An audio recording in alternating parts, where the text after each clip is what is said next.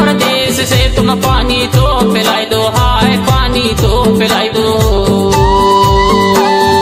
हम आयन परदेश से तुम पानी तो पिलाई दो, हाय पानी तो पिलाई दो। गिलास को मढ़ाई के तुम हाथ तो मिलाई दो, गाड़ी भागे मुड़ा पेल। भवानी भवानी घाट कोयला पानी रे, भवानी भवानी घाट कोयला पानी रे।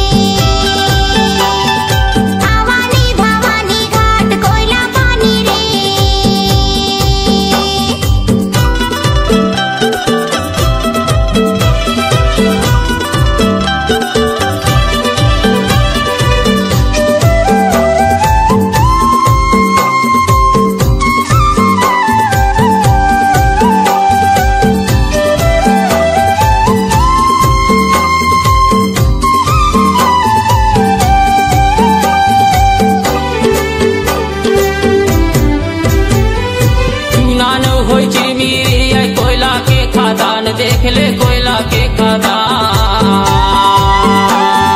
चूना नहीं हो चिरमीरे कोयला के खदान, देख ले कोयला के खदान।